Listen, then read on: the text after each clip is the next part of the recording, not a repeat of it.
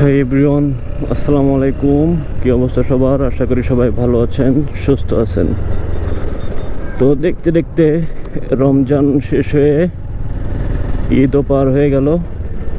তা আশা করি আপনাদের সবার ঈদ খুবই ভালোভাবে কেটেছে এবং পরিবারের সাথে সুন্দরভাবে ঈদ উদযাপন করছেন। তো আজকে বের হইলাম একটি ভিডিও করার উদ্দেশ্যে। অনেকেই দেখলাম আমার ভিডিওতে কমেন্ট করছেন যে ভাই, আমার বাইক অর্থাৎ হর্নেট ভার্সন 2 বাইকটাই মাইলেজ কেমন পাচ্ছেন। তো এই প্রশ্নটা অনেকের ভিতরেই ছিল। অ্যাকুরেট হিসাবটা বের করে ট্রাই করব, এই কারণে এই ভিডিওটা করতে একটু লেট হলো। তবে আমি ঢাকায় থাকতে আমার বাইকের ট্যাঙ্কি ফুল করছিলাম 12 লিটার। তারপরে ঢাকার ভিতরে প্রায় 100 কিলোর মতো ঢাকায় রাইড করছি। তারপরে ঢাকা থেকে যশোরে আসলাম, হাইওয়েতে রাইড করা হয়েছে 200 কিলোমিটারের মতো। আর যশোরে রাইড করছি এরকম 200-250 কিলোমিটার মতো হবে। সব মিলায়ে ফুল ট্যাঙ্ক করার পর থেকে একদম শেষ কাটা, যখন বাইকে লাফালাফি করে তেলের কাটাটা, সেই পর্যন্ত আমি দেখে রাখছি। তো আজকে একটি অ্যাকুরেট মাইলেজের হিসাব করব, দেখি কত মাইলেজ পাইছি। আমি নিজেও জানবো এবং আপনাদেরও সঠিক মাইলেজের হিসাবটা জানাবো। তো সাথেই থাকেন এবং সম্পূর্ণ ভিডিওটা দেখতে থাকেন, তাহলে জানতে পারবেন যে হর্নেট ভার্সন 2 বাইকটাই কেমন মাইলেজ দিচ্ছে। হাইওয়ে এবং সিটি মিলায়ে কেমন মাইলেজ পাচ্ছি বা আপনারাও কেমন মাইলেজ পাবেন।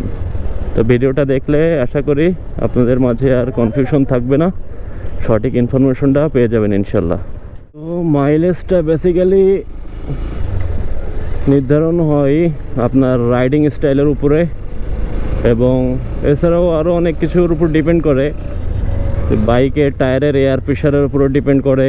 তারপরে চেন যদি অনেক লুজ থাকে তাহলেও মাইলেজ ড্রপ করে।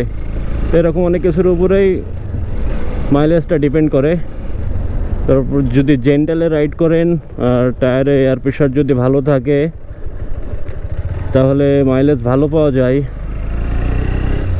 আর যদি আপনি রাফলি অর্থাৎ অ্যাক্সেলেটর যদি অনেক হাই রেফ করে বাইক চালান তাহলে মাইলেজ অনেক ড্রপ করে।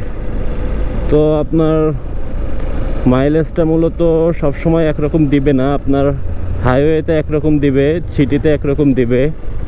তো অ্যাভারেজে আজকে একটা হিসাব করব যে হাইওয়ে সিটি সব কিছু মিলায়ে মানে কেমন মাইলেজ পেলাম।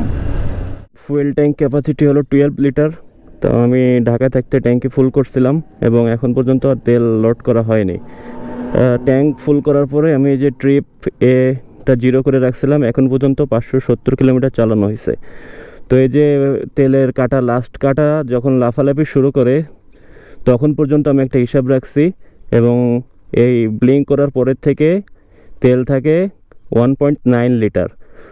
তো আমি 1.9 লিটার বাদ দিয়ে তাহলে 10.1 লিটারে আমি টোটাল কত মাইলেজ পেলাম হিসাব করি। আমি খেয়াল করে রাখছিলাম যে আমার 10.1 লিটারে 546 কিলোমিটার বাইক রাইড করছিলাম। তো আমি যদি 546 কিলোমিটার থেকে 10.1 বাদ দিই তাহলে আমি অ্যাকুরেট মাইলেজটা পাচ্ছি। তো এই যে এখানে দেখা যাচ্ছে যে 54 পয়েন্ট সামথিং। তো 54 মাইলেজ পাইছি, যেহেতু PGMFI গাড়ি। আর আমি মোটামুটি জেন্টালি রাইড করি, RPM মেনটেন করে চালাই এবং আস্তে ধীরে এই গাড়ি রাইড করি। তো মোটামুটি আলহামদুলিল্লাহ অনেক ভালো মাইলেজ পাইছি, এর বেশি আশাও করা যায় না।